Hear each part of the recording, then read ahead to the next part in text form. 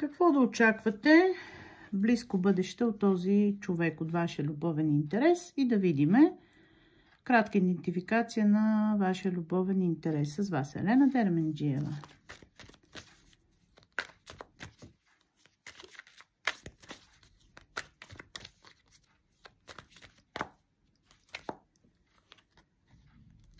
Човек, който обича, силен човек, дипломатичен човек, човек, който може да общува, може да контактува, човек, който обича забавленията, може би обича празненствата, весел човек, може да обича да оставя сам, обича да е в повече шумни компании и човек, който си има своята кралица Пентакли, стабилната жена или мисли за такава жена към момента. В живота му има такава жена определено.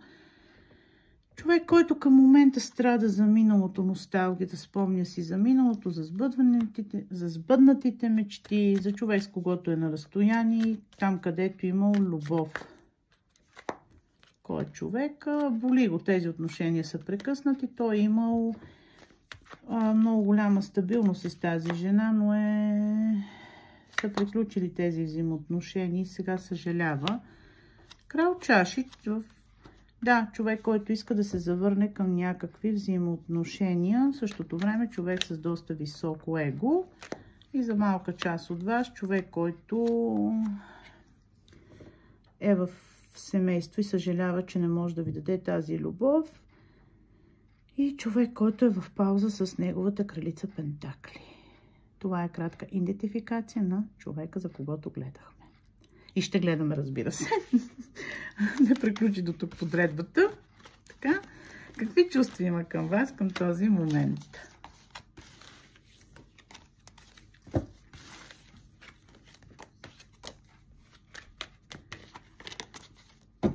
Какви са чувствата му към момента към вас?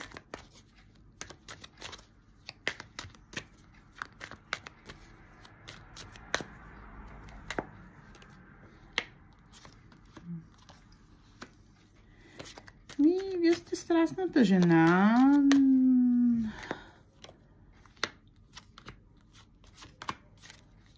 Пристрастен е към вас този човек, но някаква справедливост е възтържествувала. Вие сте любимата му жена, но към момента, като чувства малко объркан, в едно увиснало положение, защо обаче така тук справедливостта, партньорството,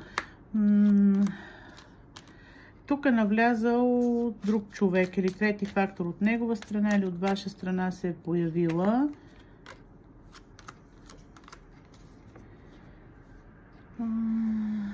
Тук има намеса на трети човек, но не мога да кажа дали от ваша, дали от негова страна. По-скоро не знам защо, ако трябва да бъда откровено, усещам, че от ваша страна има трети човек и този човек ревнува. И като чувства в момента се е затворил и объркан, но си има дявола, той си е пристрастен и си е зависим към вас. Малко или много, вие сте му любимата жена, но в едно увиснало положение, в което не знае какво да направи. Това са като чувства към момента. И да видим какво да очакват от него в близкото бъдеще. Какво да очаквате от този човек в близкото бъдеще? Много близко бъдеще. Задавам срок до месец. Вие също може да си сложите срок, разбира се, ако желаете.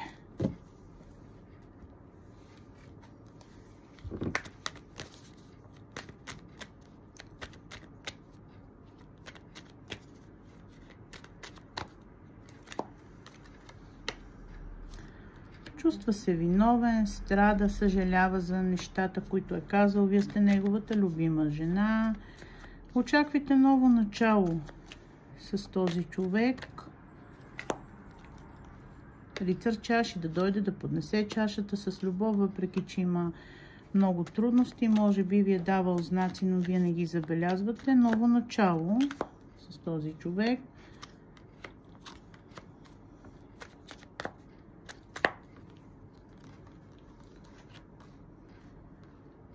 Ново начало ви очаква с този човек. Обаче тук за някой вече, ето тук се даде два варианта. Човек е в едно увиснало, втори вариант, тези, които са в сериозни партньорства в брак. Човек е в едно увиснало положение с неговата жена и не знае какво да направи, следи и наблюдава пред някакъв избор, дали да прекъсне тези взаимоотношения или не. Това няма да се отнася за хората, които не са в любовен триъгълник. Вас, както ви казах, изпитва чувство на вина, страда и категорично очаквайте действие да поднесе чашата с любов, новото начало и да презентира любовта си към вас. Какво да очаквате скоро време от този човек? Обаждане. Кралица Пентакли, вие сте неговата сериозна партньорка. Той обаче следи и ви наблюдава. Той знае, че сте жена, която когато има нужда от вас, винаги ще му се притичате. Той ви ревнува и съжалява, да ви кажа. Страшно съжалява за нещата, които е направил и за неговите постъпки. Но този човек мисли, че имате друг мъж. Много пъти днес подредбите, че имате друг мъж и ще в друга връзка. Малко сте го оплашили. Това мога да кажа. Така че това видях по тези карти.